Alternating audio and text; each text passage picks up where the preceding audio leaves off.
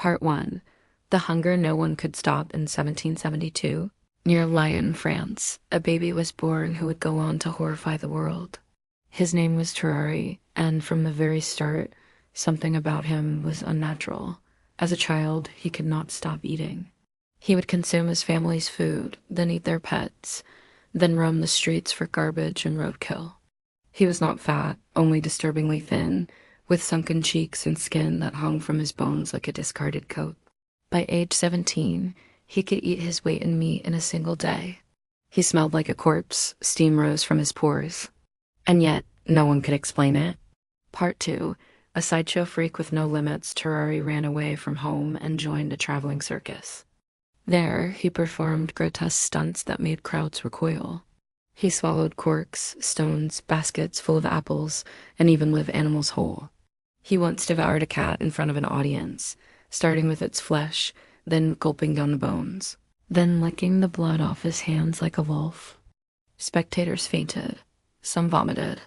But the more he disgusted them, the more they paid. Fame followed him, but so did suspicion. Doctors grew curious, priests warned of demonic possession, and local nobles began to take notice.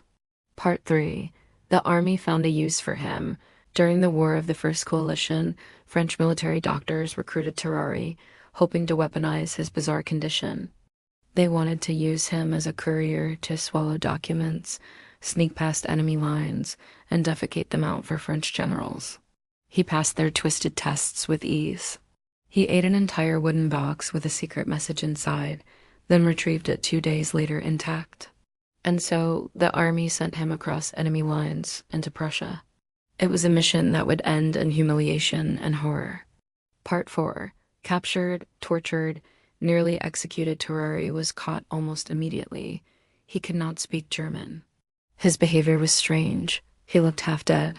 The Prussians thought him a spy and threw him in a dungeon. There, they beat him and waited.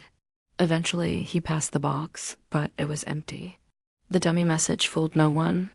Infuriated, the Prussians tied him to a post and prepared to hang him dead at the last second. They changed their minds. They dragged him back to France, broken and humiliated. But even now, Tarrare's nightmare was only beginning. Part 5. The hunger took over back in France. Military doctors tried to cure him. They fed him wine, opium, and vinegar. Nothing worked. His appetite only grew more savage. He was caught sneaking into the morgue, gnawing on rotting corpses. He drank blood from open wounds.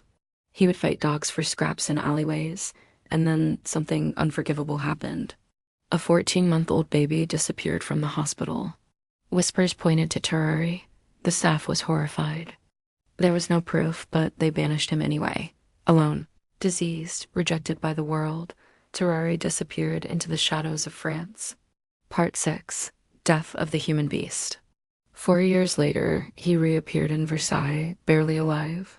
He had tuberculosis, his skin was split and infected, and his body was wasting away.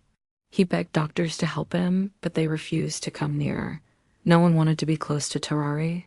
When he finally died at age 26, the stench was so awful the surgeon nearly fainted. His insides were unlike any ever seen. His stomach filled half his torso. His throat could stretch open like a snake. His jaw dislocated with a click. It was as if he was not human at all. His remains were quickly buried. No one wanted to remember him. Part 7. Science still cannot explain him to this day. Tarrare's condition remains one of the most disturbing medical mysteries in history. Some believe he had extreme polyphagia. Others suspect neurological damage or a rare metabolic disorder. But none of that explains the smell, the heat, the violence, the cravings for flesh. He was a man who could eat anything, yet he was always starving. He turned his body into a graveyard of bones, blood, and horror. And when he died, the world exhaled in relief. Part 8. Was he human or something else? Many ask if Tarrare was even fully human. He crossed boundaries of biology, of morality, of sanity. He lived like a beast, died like a monster, and left behind no answers. Some say he was cursed. Others whisper he was a punishment to mankind. But one thing is certain, there has never been another like him. Not before, not since. Tarrare was not a man who lived.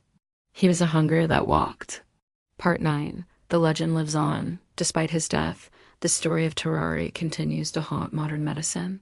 His case is taught in medical schools, studied by psychologists, and feared by historians. How could one man be so broken, so savage, so alien to everything human? No one knows. But some say when you feel a hunger you cannot satisfy, that black pit in your gut that is Tarrare, still feeding, still starving, still roaming the earth in search of something he can never have.